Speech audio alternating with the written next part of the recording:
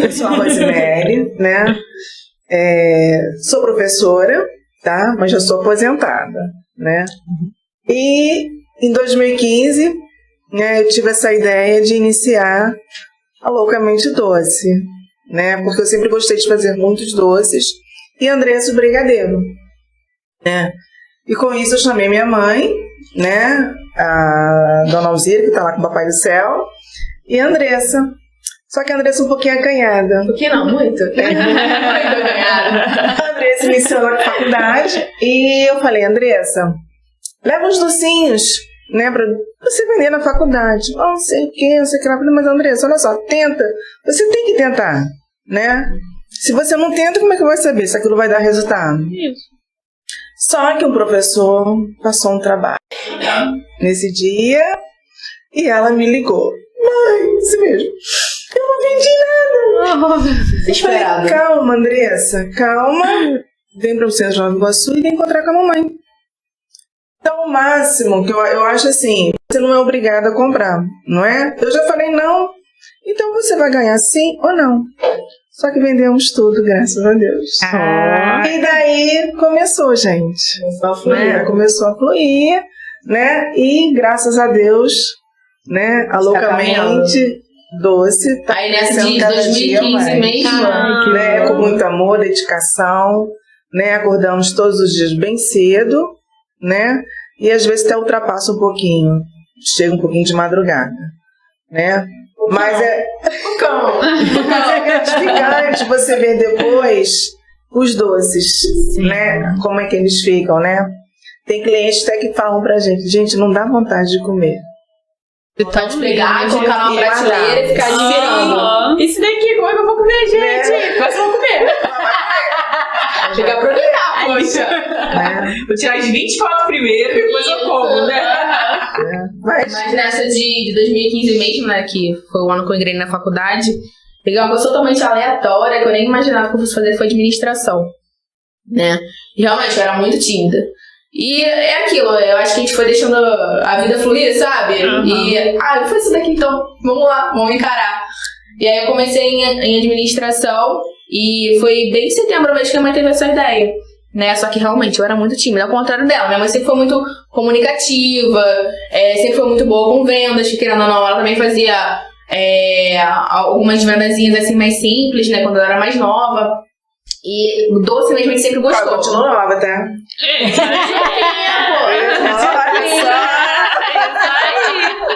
Tchutchuquinha. Então, assim, a gente sempre gostou de fazer doce, né? Só que aquela coisa de, tipo, minha mãe falou, vamos vender? Ai, mãe, vender, pelo amor de Deus. Uma vergonha absurda, gente, absurda. Ela, não, vamos começar pela faculdade, não sei o que, foi nessa que acabou dando ruim, né? Mas, inclusive, minhas primeiras clientes foram as minhas amigas, que são amigas até hoje, né?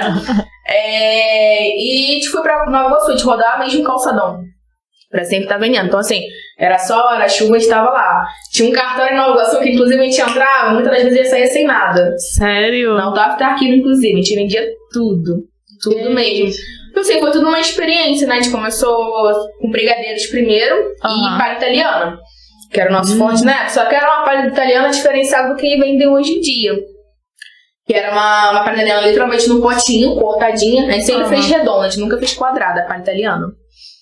E a cobertura. Aí as coberturas eram ou Nutella ou doce de leite. Olha, era um espetáculo. É uma delícia. Vendia fácil. Era muito bom.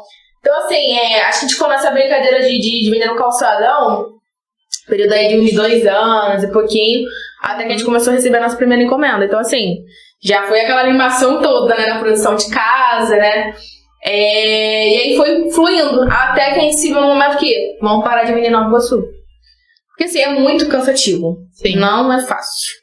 É verdade que começar qualquer empreendimento não é fácil, principalmente pelo medo, né? Que a gente tem até mesmo daquela zona de conforto. Poxa, será que vai dar certo? Sim. Ai, mas eu tô tão bem aqui nesse cantinho, né?